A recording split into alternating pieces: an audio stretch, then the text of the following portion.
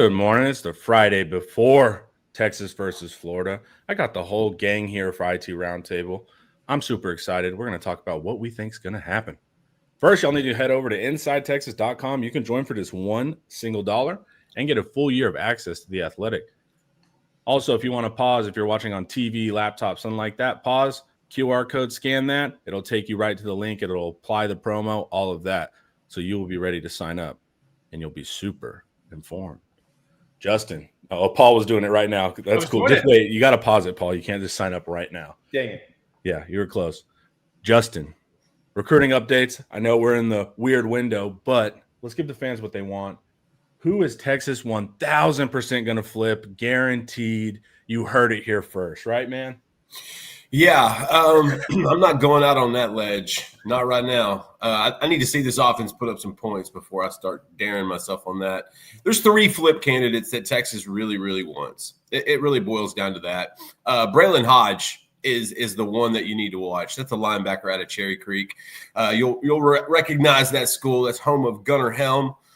He's a Michigan State commit, 6'3", about 215. I call him the Braden Rouse of the West Coast because he's very similar game style of the Tennessee commit. He's got official visits to Oregon, to Michigan, and then his final is going to be to Texas on November 22nd when they host Texas A&M. He's already been on campus once. They want another linebacker. You pair him with Kosiak Pala and Tyler Atkinson, and you're cooking. That's a really good linebacker haul. Everybody wants to know about Jalen Lott. That's the wide receiver, superstar athlete out of Frisco, Panther Creek. There's not a lot of new there. Texas they're maintaining right now. They're staying the course.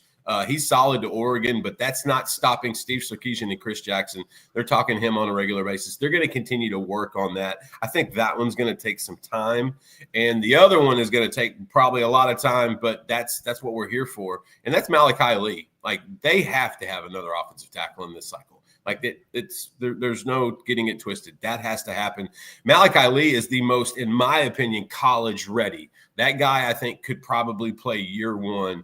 And I think that's something Texas is going to have to emphasize when they're looking at grabbing another tackle. It can't be a developmental guy. It's going to have to be one of those elite type kids that could come in and play early. And so recruiting never sleeps at InsideTexas.com. So come and see it. We got some more stuff coming up with the recruiting humidor. A new corner on the 2026 board I want you guys to check out. And so come see us and let's talk about it. Absolutely. Joe, you've been manning the press conferences. What are the greatest hits this week? What are the themes? Sark generally pretty on message. What has he been hammering this week? Yeah, you and I talked yesterday about, the successful season aspect, and I think that's I think our video from yesterday hit that. But one of the things that has been asked about a whole lot is Emmett Mosley. We saw what his status was on the availability report. I think he's been upgraded to probable to make his Texas debut. And Sark used some interesting language the other day when talking about him. It's like we finally may have our full complement of receivers, the receiver core that we envisioned having heading into the season. While Dalen McCutcheon has done an admirable job early in his career, and while they've found opportunities for Ryan Niblett to try and get the ball in his hands on offense, having Ryan Wingo, Parker Livingston, DeAndre Moore, Emmett Mosley, having all those guys available, like Sark said, and I kind of agree with him, that's the wide receiver core you were kind of looking for before the year, that top 4 to where, that tight rotation has guys in it that can really do some great things for you. So excited to see. I think everybody's kind of excited to see what he offers, especially as another weapon for Arch Manning. We saw what just DeAndre Moore coming back did for the offense, albeit against the pretty poor Sam Houston State team. We'll see what another quality wide receiver does for the offense as they head and play a defense that doesn't want to see them give up or gain too many yards over their head this upcoming Saturday. Yeah. Do we have anything else on the weather? I'm hearing both. People are like, nothing's going to happen. And then I hear there's going to be an issue. Do we know anything? Or at least what Sark said about the weather. Yeah. No matter what Sark said that he worked, the running backs always work with wet balls during the week. Quarterbacks, wide receivers work with moisture on the footballs. So it won't be something that they're just trying to do for the first time this week. It's called the swamp for a reason. I know there was some stuff in the tropics that, I think is going to maybe touch that East Coast and then head up to Newfoundland. But it's Central Florida. There's going to be some rain most likely. And I think they prepared as much as they can. Hadn't rained a whole lot in Austin here over the past few weeks. But they've got hoses over at the Denius Fields, and they've done all they can to try and get all the skill position players ready, and probably everybody else ready to try to work with, conditions that may make it a little bit tougher to hang on to the football. Absolutely. They don't call it the swamp for nothing. So now you can call it the football, but when you put wet in front of it, you can't call it a football. You call it ball. He knows what he did. He went with the Evan football. V. When He it's went with the alone, Evan V there's style of reporting. I would say I didn't say baby wet ball powder to Billy Napier. I didn't say wet ball exchange like Sark did the other day. Yeah. I mean, what the hell, dude? Tropical wetness. I mean, it's just all these disgusting. Grimacing on the man. toilet. I love it, man. A little bit of humor is all good. All right, Paul, what are your keys to the game? How is Texas going to get that win, man? I'll give you some Texas defensive keys, and I'll let Ian hit the offense. They're going to come out in 12 personnel, and they're going to run Jaden Baugh. And Jaden Baugh is going to be the best running back on the field. He's one of the best running backs in the country. You may just not know it, or at least from a production standpoint, because they've just been off track. They haven't utilized him fully. His backup, Jacoby Jackson, is going to miss this game. I think they're going to hitch him up and ride him for 20, 25 carries and also throw the ball to him out of the backfield. The other reason they're going into 12 personnel is because they have really struggled at right tackle. The guy they started, Bryce Love, at the beginning of the year, really struggled. They pulled him. The guy they replaced him with, they struggled with him. So putting a big tight end next to him is going to be helpful, and try to keep that Texas pass rush under control, because when they're not running it with Jaden Baugh, they're going to try to throw it down the field with the guy who's making his Gator debut in Dallas Wilson. He is a 5-star superstar freshman receiver. He set the Florida Gators spring game record for receptions and yards. And a lot of people, the way they describe him, I went and looked at his high school tape. He's a young Roma Dunze. So that's a pretty good compliment. They've also got some other guys that are back 100%, some speed guys like Vernell Brown, Aiden Mazel. We've got to really watch Vernell Brown on punt returns. He's a guy who can change the game with one missed tackle. And then finally, Kobe Black and Jalen Gilbo and Grayson Littleton are going to have a huge burden because we don't have Manny Muhammad. Unfortunately, he's not going to be able to play in this game. A little bit dinged up. They're going to hold him out as a precaution. We really need Black and or Littleton to step up really big. We need Gilbo to come up big, because Florida is probably not going to bomb it. They're probably not going to throw it 30, 35 times unless we can open up a big lead, which would be welcome. But they are going to take their shots. They understand that what makes DJ Lagway, or at least made him special last year, was his ability to hit the deep ball. Depriving them of that in the offense just sort of makes them a below average FBS offense. And that's what they've looked like so far. A lot of it is timing, sync issues. These are some things we probably have heard about our own Longhorns, right, throughout the year. Florida's looking for their get right game after the bye week. Texas, probably not the ideal defense to try to find your get right. But Florida probably also thinks that if they can get 23, 24 points on the board in whichever way it's established, they probably think they can win the game in the Swamp. Yeah, 100%. It's going to be an interesting matchup. What did they do during the bye? Did they change something up? Before we hit Ian, let's hear a word from Laura Baker. If you're looking for a home in the Austin area, there's only one number to call. That's Laura Baker at 512-784-0505. Laura's a part of the elite Andy Allen team at Keller Williams Realty. She's helped Longhorns find their dream homes all over Central Texas. You can just ask our very own Ian Boyd, who moved from Michigan to Texas with Laura's help. Whether you're searching in Austin, Round Rock, Georgetown, San Marcos, or even parts of the 254 or the 210, Laura has you covered. So call 512-784-0505, or you can email her at laura@andyallenteam.com. She's a Longhorn, a friend of Inside Texas, and the person you need to call to get your next home in Central Texas. Call Laura Baker today. Contact info is in the description. All right, Ian. What does the Texas offense need to do to get that dub?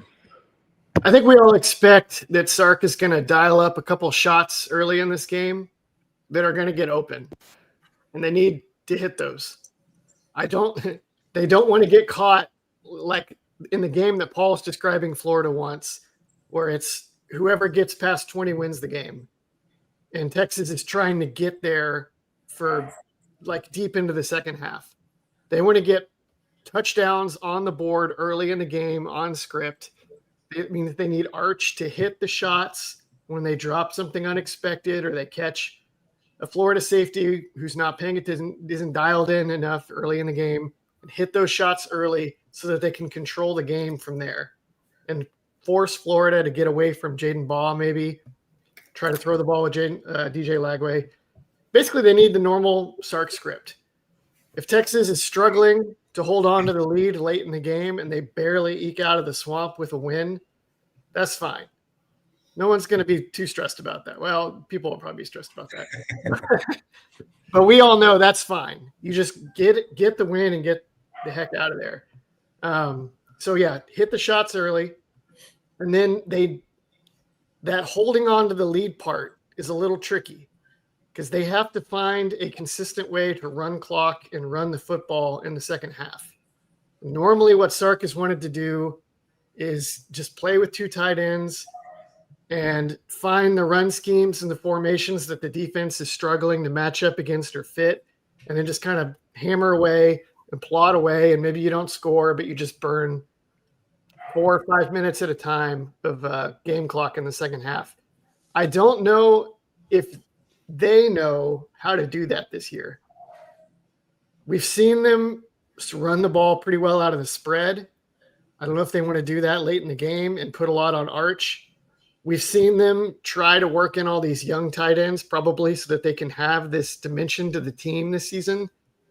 That's been a little hit or miss. So they need to have a very good plan off the bye week for how exactly they want to accomplish that.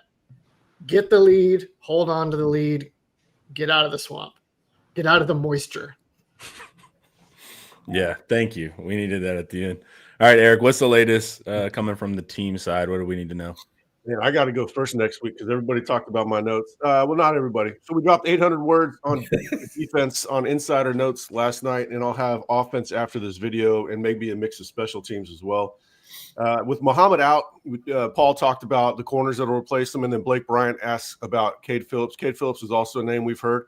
Beyond Muhammad, they're a little bit banged up at corner. Black was recently on the injured list. He's probable he's going to play. There are other guys at that position are banged up. I think they're going to go with whoever the hot hand is. Because they're going to be in base defense, the nickel's going to come off the field. So that's easier to get Wardell Mack at cornerback. But they're also going to play big nickel. You'll see Jelani McDonald like he played there last year against teams like Michigan. Wardell Mack is going to play. They like Wardell. They want to keep developing him for this year. He's a big piece going forward.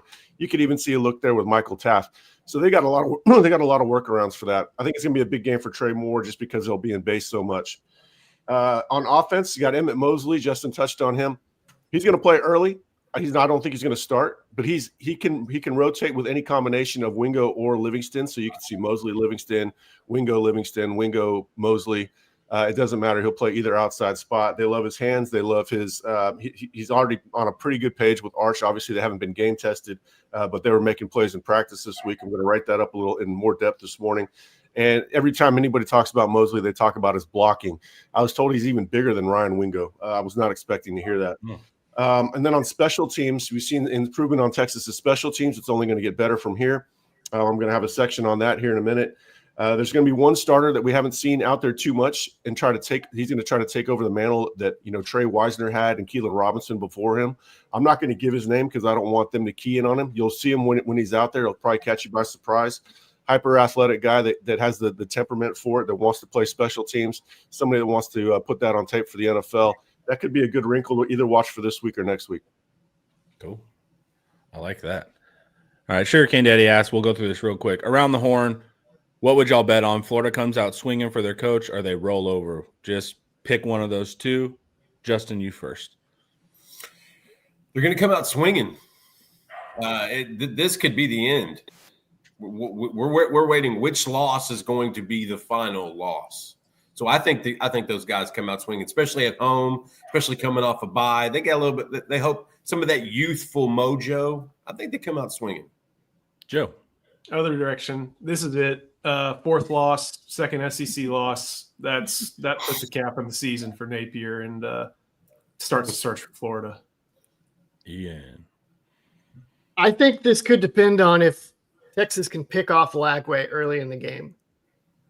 I suspect if Texas gets a bad pick on Lagway, like in the first or second quarter, that the rest of the team might just be like, forget this. And just crumble. So, Taft, this is the week to use all your tricks. Paul. Yeah, Ian and I have filmed some deep dives like that. We get an early setback, and then we just mail it in. You can tell, too, from the comments. We're sorry. Hey, I actually think they're going to come out swinging, but it's a combo of Justin's answer and Ian's, which is they're going to come out swinging until maybe the breaks of the game go against them a little bit, and maybe rather than persevere through that, they might just be like, what's the freaking point? I can't believe I burned my red shirt opportunity for this. I got to get in the portal. I got to start reaching out, because the truth is, I understand that like it's the opposite of synergy. I had to look this up. It's the word's called dysergy, which is where you're less than the sum of your parts. I had to look that up when you wrote it too. Florida is super talented. Like, I know people don't believe me when I say that, but if they do have an opening at the end of this year, I promise you Texas is going to be fishing hard, and as are a lot of schools, because Florida is full of talent, and the bulk of that talent is freshman and sophomore talent. So anyway, those guys might start thinking about what their next step is if it's 14-0 Texas in the middle of the second quarter. I think it's more likely going to be 6-3 Texas in the middle of the second quarter, but we'll see, and that's why they play the game. Yeah, the question is how they're going to come out. Texas coming to town. These guys don't want their season to be over. Their season's effectively over with this loss, realistically speaking. So, yeah, they're going to be highly motivated coming out. And then it's up to Texas to punch them in the face and steal their resolve. I don't know if they're going to be able to do that. We'll see. Yeah, the score I predict, it could go either way. It could be close. That Florida game, that Miami game was 13-7 with 6 minutes to go in the fourth quarter. That was still a close game despite the final score. Games can go in different ways, but I think they're going to be motivated. They do like Billy Napier. They're playing hard. I think they're a little too limited for this Texas team, and I could see them quitting later in the game. All right, now it's drum roll prediction time. All right, let's go. Let's invert it. Right to you, Eric, because you said you don't really know. So let's give it to you first. This is lame. I mean, they're already the prediction's already in. It's 27-10. I think that's what I did. I don't know why I picked 2 field goals again. I don't know. I never do the math until later. I go with the margin that I feel. Somebody missed maybe a missed extra point in the wet condition. I think I watched Carson Beck crap his pants like he did last year. I came away less impressed with my Florida's defense than I was less impressed with Carson Beck than I was impressed with Florida's defense. I think Arch is going to play better than Carson Beck did last week. He's just got to hit those shots. Now, to what Ian said earlier about take that early shot if it's there. I want to see if I'm Sark. I want to see if Arch is even dialed in before I call up one of my magic plays. I'm gonna see how Arch looks before I call up something that should hit for points. But I think Arch is going to play pretty well, and so defense is going to do what it does. They are practicing like they're going to get the best version of Florida, the preseason version of Florida. So I think they're mentally locked in for that. I like the headspace that I'm hearing about the team is in. Yeah, cool. Paul, I think I predicted 23-16 Texas. I don't expect a scoring fest. There's not going to be a bunch of field goals. Texas is going to go for 2 on their first touchdown as like a tone setter. And Arch is going to throw a pick 6-2 that Florida returns 107 yards. Okay. Would that be a pick 4? Pick 2. Yeah. Yeah. I was minus in this. I was the 6. If you guys can find that prop bet on BetMGM. Good. I like that. It'll probably pay out like 2-1. You guys can burn dollars with matches and lighter fluid. That's right. I do that every weekend. All right. Yeah, I think I'm saying 23-16 Texas.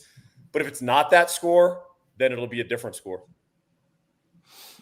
Yes, thank you, dude. Origami.